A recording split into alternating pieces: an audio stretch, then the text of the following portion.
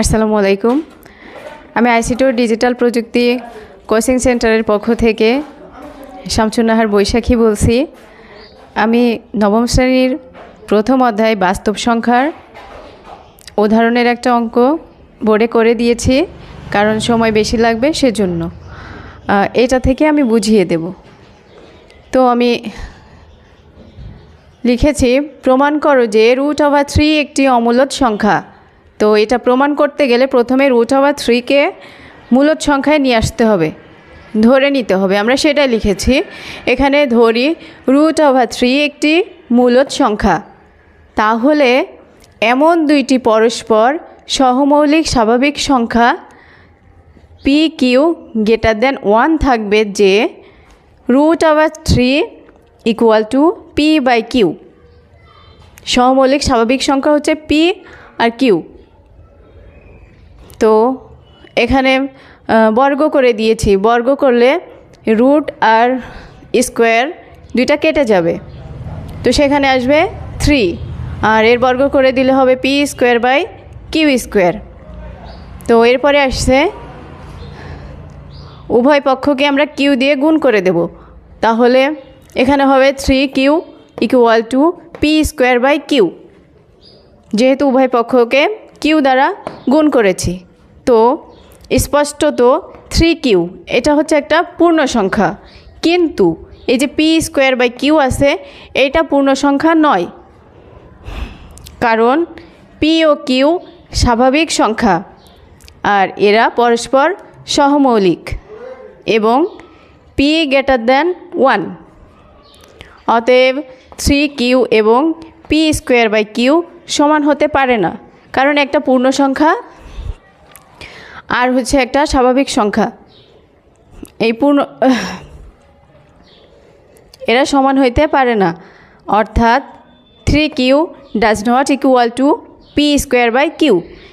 √3কে P/Q আকারে প্রকাশ করা যাবে না, অর্থাৎ √3 ≠ P/Q।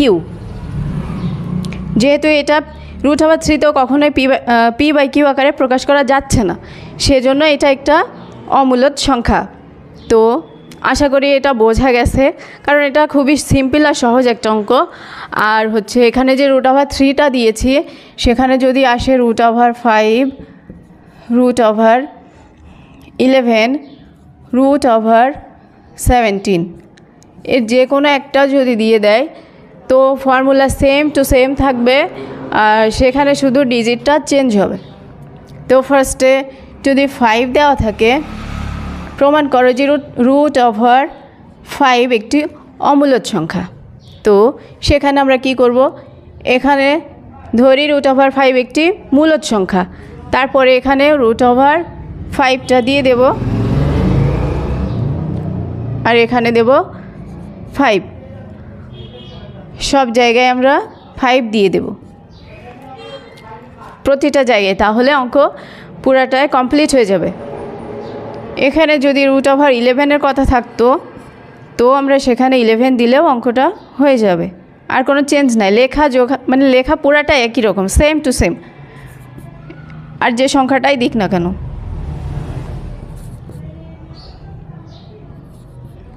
তো এটা হয়ে গেল √5 জন্য, যে একটি মূলদ সংখ্যা আর এমন দুইটি পরস্পর সহমৌলিক স্বাভাবিক সংখ্যা P, Q > 1 থাকবে যে √5 = P/Q হবে।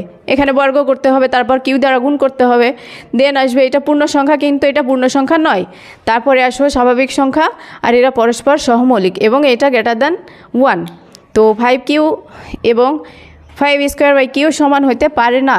সমান না হইতে পারে সেটা হচ্ছে এটাই যে সমান আমাদেরকে দেখিয়ে দিতে হবে। তো আমরা দেখিয়ে দিয়েছি 3Q = P²/Q।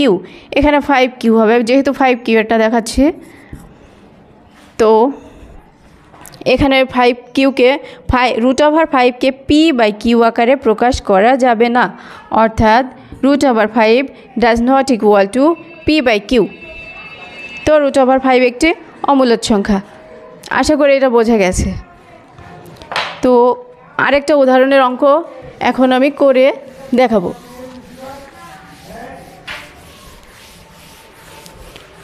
সেই অঙ্কটা হচ্ছে প্রমাণ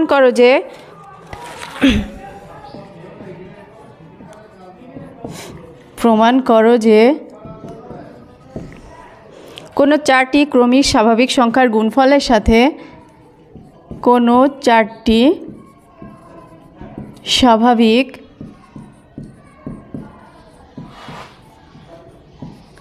সংখ্যার গুণফলের সাথে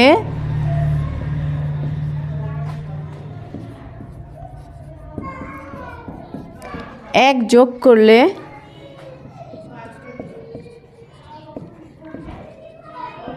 যোগফল একটি পূর্ণবর্গ সংখ্যা হবে।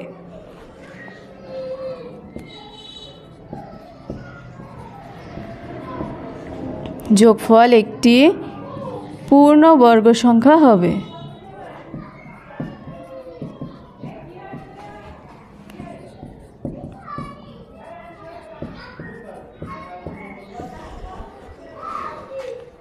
সমাধান করি। যেহেতু বলছে চারটি স্বাভাবিক সংখ্যা, তো আগে প্রথমে আমরা স্বাভাবিক সংখ্যা চারটা নিয়ে নেব। তাহলে মনে করি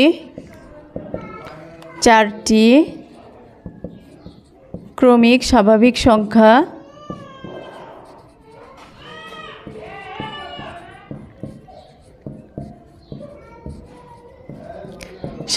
সংখ্যা কি নেব? চারটি এক্স নিলাম, এক্স প্লাস 1, এক্স প্লাস 2 ও এক্স প্লাস 3, চারটা 1 2 3 4। তাহলে প্রথমে চারটা স্বাভাবিক সংখ্যা আমরা নিয়েছি। এবার বলেছে এই স্বাভাবিক সংখ্যার গুণফলের সাথে এক যোগ করলে, তো এই পর্যন্ত করে নিই, এক যোগ করে নিই, সেটা আমরা লিখি। এই যে ক্রমিক সংখ্যা চারটির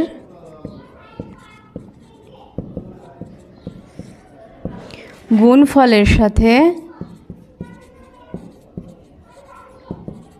এক যোগ করলে পাওয়া যায়। এক যোগ করলে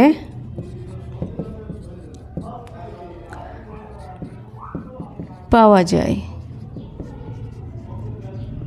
তো সেটাই করে দেব। এক্স চারটি সংখ্যার গুণফলের সাথে এক যোগ করতে হবে। গুণফল x into x plus 1, x plus 2, x plus 3, চারটা হয়েছে, 1 2 3 4। এই যে চারটা প্রত্যেকটা কিন্তু গুণ আকারে আছে এদের সঙ্গে, তো এই যে গুণফলের সঙ্গে এক যোগ করে দেব, যোগ 1। এবার একটু সাজিয়ে লিখি, x into x plus 3, x plus 1 আর এক্স প্লাস 2 প্লাস 1। এখানে গুণ আকারে আছে সেহেতু আমরা গুণ করে দেব। তো এক্স তার স্কোয়ার প্লাস 3x। এবার এটার সঙ্গে গুণ করব, এক্স আর এক্স, এক্স তার স্কোয়ার প্লাস এক্স, এক্সের সঙ্গে 2, তাহলে হবে 2x প্লাস 1-এর সাথে এক্স গুণ দেব, 1x প্লাস 1-এর সঙ্গে 2 গুণ করলে হবে 2 প্লাস 1। এবার এটা একটু যোগ করে নেব, x square plus 3x into x square plus 2x আর 1x যোগ করে নেব, তাহলে হবে 3x প্লাস 2 প্লাস 1। যে যোগফল সেই 1টা এখনও আছে। এরপরে আমরা এই যে এক্স তার square plus 3x equal to a ধরি, এটা ধরে নিতে হবে, এটা সমান এ। তো এখানেই ধরে নেব এক্স স্কোয়ার প্লাস 3x সমান এ। তাহলে আমরা এখানে এ লিখলাম। এরপরে এই যে এটা একই সমানে আছে, তো এ লিখব প্লাস 2 আছে যেহেতু 2 দেব প্লাস 1 লিখে নিয়েছি। তো এবার এর সঙ্গে এটা গুণ করব, a square plus 2a plus 1। এটা কিসের সূত্র? a square plus 2ab plus b square. তাহলে এখানে আমরা লিখব a প্লাস 1 তার হোল স্কোয়ার। এখানে আমরা এ সমান ধরেছিলাম এক্স স্কোয়ার প্লাস 3x, তো সেই মূল অঙ্কটাই বসিয়ে দেব। এক্স স্কোয়ার প্লাস 3x, এ 1 থেকে যাবে প্লাস 1 তার হোল স্কোয়ার, যেটা একটা পূর্ণ সংখ্যা। এটা একটা পূর্ণ সংখ্যা।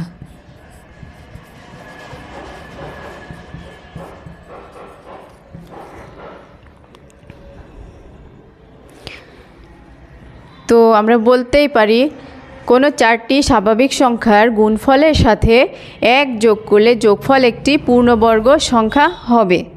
এটা কিন্তু প্রমাণিত।